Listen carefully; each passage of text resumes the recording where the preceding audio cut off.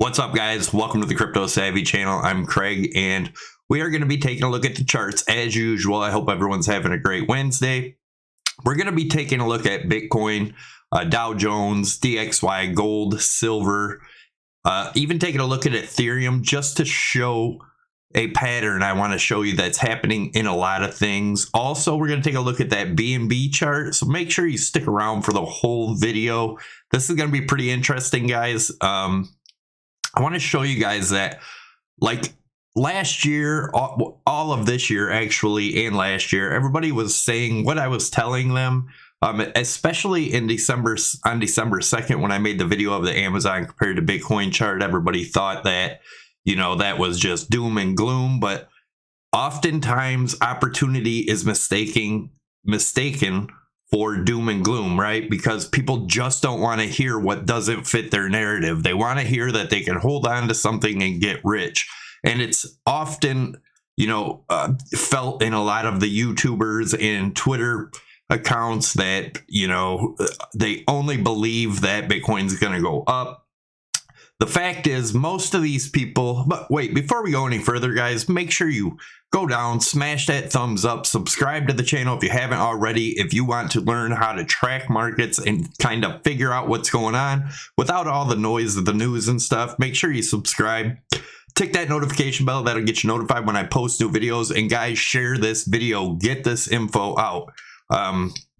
Anyways, so a lot of these Twitter accounts and other YouTube channels, they really don't have any market experience, right? Most of them got into Bitcoin and that's it. They never really knew how markets work. Well, on this channel, I try to show you how the markets work as a whole, right? Since Bitcoin's creation, it has only seen traditional bull markets, right? So it's never seen a traditional bear market. I've explained over and over before that I don't think Bitcoin can handle, not saying that it's going to die, right? But it's not going to move up while the traditionals are in a bear market. It's still a risky asset.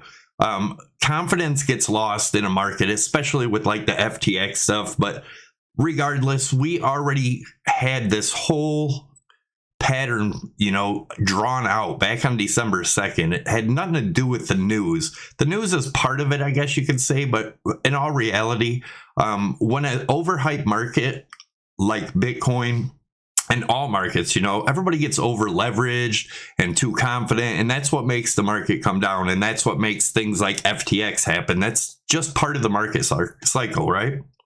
So that's why I say I don't really pay attention to the news, don't really care about it. Anyways, we're going to be going into these charts and I'm going to show you some interesting things, especially on the DXY, gold and silver, and what happens to them when we have a bear market crash, right? Or, you know, just a bear market. Doesn't have to be one candle crash, but we're going to take a look at what we're looking for, what we're watching for. Definitely stick around and be a great video. Do not forget to smash the likes and share this video, guys. All right, so this is the 4 hour. I threw this chart up here yesterday. As you can see in the blue, we have an ABC down, ABC up, ABC down, ABC up, which could just be an A, B, C, D, E, right, in this wedge or triangle, whatever you want to call it. And that, you know, could last pretty much all month before coming down. And as I've talked about, in February or March, I think we'll see a false bottom. Going to get a rally. We'll talk about that in the Bitcoin compared to Amazon comparison charts. But first, let's take a look at where we're at now. So we talked about this yesterday. I had a target down here, but we did hit our trend line actually right here, right? So as of right now, we're below all the EMAs on the 4 hour. Let me get this stuff out of your way so you can see. I'll just take this out of the way right here. Right now, we're below all the EMAs. If we are able to come up and break this 16.9 or 17 again, we have the 200 EMA right around 16.8. If we get up to this range again, then we'll look at the daily chart and see how high we could go. But if we look at the RSI right here on the 4 hour, we did break down through our trend line and we are testing it for resistance now, which most likely it's going to get rejected and continue down, right? We may get another ABC just like we did over here.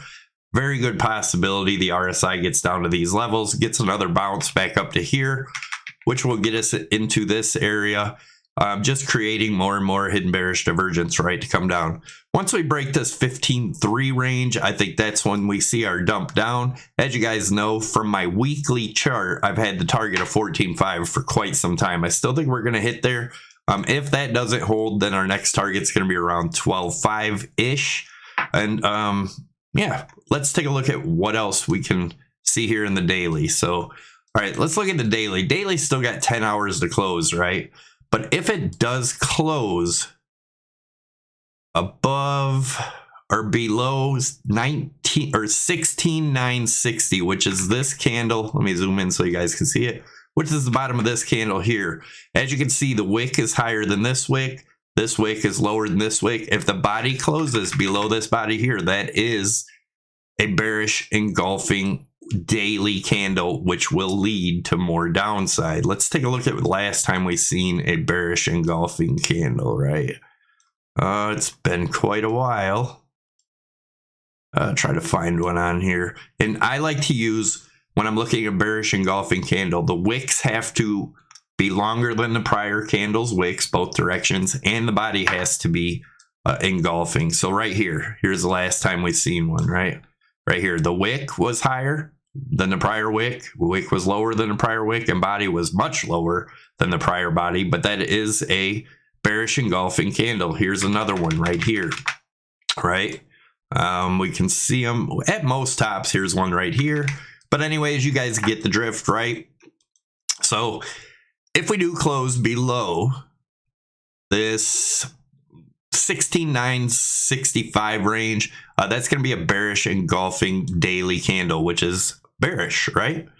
We also showed, I know a lot of people keep talking about this higher low in the RSI right here. Let me get this off here just so you guys can see. Right here, they're talking about this being bullish divergence, right? Well, you know, bullish divergence does not mean a reversal on the daily. For one thing, when you're looking at a weekly, monthly, yearly downtrend, right? All it is a bounce. And as you can see, the RSI came up higher, right? So what does that do? That resets for more downside, gives the RSI more room. And what does that do in the charts? Lower highs in the price action right here, higher highs in the RSI, hidden bearish divergence. Now, hidden divergence is a continuation of the trend. So hidden bearish in a downtrend is a continuation of the downtrend. We've been talking about this for a long time, guys.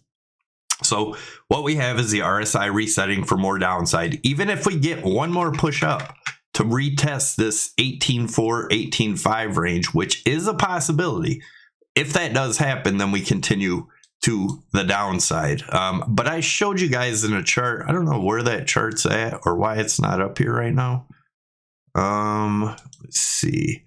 It's not it. It's not it. It's not it. Where is it? I don't know what happened to that chart. So sorry about that.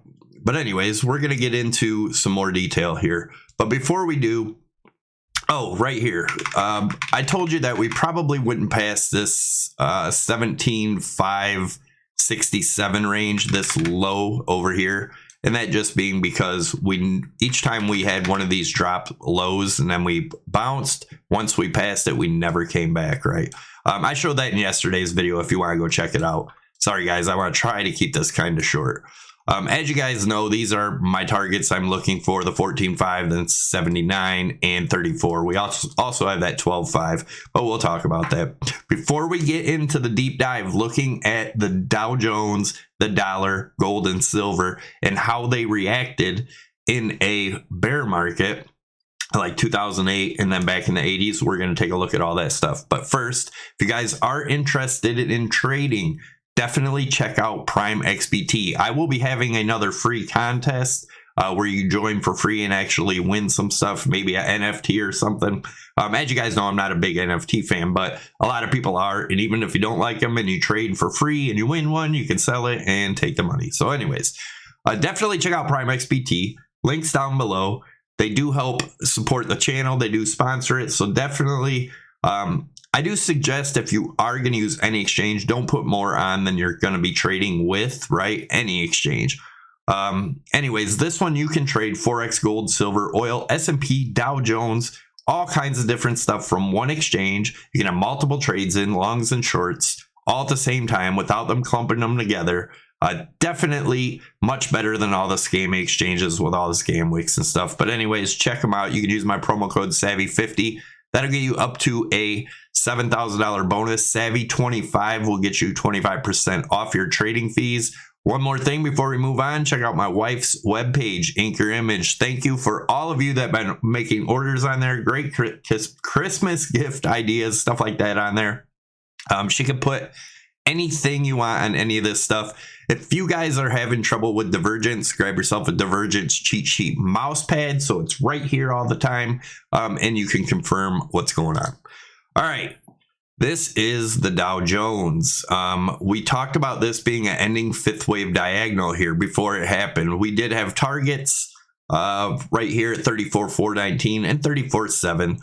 Remember, there's still a possibility that we get up and get a big bounce and come up and test this top trend line again. Doesn't have to happen, but it's definitely still a possibility. So there's always that, one more bull trap to the upside before continuation down possible. But if we look at the weekly,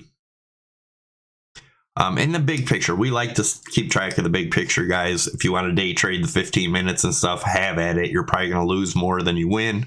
But anyways, swing trading is the way to go. So looking at this lower high in the price action, higher high in the RSI, just like I had talked about, right? The RSI coming up, making more room for downside. That's hidden bearish divergence. Hidden bearish divergence. You can see there was bullish. This is the weekly. You can see there was bullish divergence here on the Dow, right? Got this rally up, but all that did was make room for more downside, getting the RSI up a lot higher to continue to the downside, guys. That's bearish. What if the Dow Jones ends up looking something like this, right? You can see back here in the 29 Great Depression, boom, very, very bad, very, very ugly. This took from September 29 to 33 years to bottom. If we see something like that here, guys, it's going to get really ugly. But is that doom and gloom? Absolutely not. That is opportunity. Think if you would have bought stuff down here. But one more thing I want to say, think if you dollar cost averaged all the way up here, thinking, oh my God, this is a great time to buy, great time to buy. Look how long it took to really get back to where they dollar cost averaged. That's not the safest strategy, guys. This took like well over 20 years just to get back to where it would have been a great place to dollar cost average. Just saying, it's not guaranteed to happen. None of this is financial advice, but you need to take a look at this stuff, guys. Who benefited? The people that waited till there was an actual reversal on the weekly, not on the daily, not on the 4-hour, an actual reversal on the daily, which would have showed from right here, right? Would have got you in somewhere right in here where you were getting bounced off this old support, right? So you had nothing but upside for the rest of till now. Nothing but upside, right? That is playing the macro, making good money. There was plenty of trades in here on the up and down side, but back then it was a little bit different trading. Although that doesn't matter because human emotion always reacts the same, right? So if this was to happen, when would a good time to start getting in? Way down here, right? It could be the opportunity of a lifetime. Not to say it has to happen, but if it does and you missed out, just like the .com compared to Bitcoin chart, man, that could be bad, right? Now, let's take a look at the DXY. As you guys know, I have some very high targets for the DXY, all the way up in the 170 to 180 range, because that is a falling wedge that we've broken out of here. One thing I want to point out, DXY, right? I've circled this. This is in the 80s. Huge rally, while the stock markets and everything else came down, right? 2008, rally, while the stock markets and everything else came down. What we're seeing now is extremely bullish, in my opinion. We have much higher to go. This was a simple pullback down towards the 55 EMA. We could go a little bit lower, but nevertheless, I do expect a huge bounce. As you can see back here, the 55 EMA was support all the way up, right? Gold. Now gold, this was back in the 80s. Gold dropped. DXY went up. Gold had a huge drop, right? 2008, gold dropped, right? One other thing I want to point out is this pattern right here. We'll come back to this, right? We'll come back into this and look at this. But as you can see, I think this was this was your end of your fifth wave here.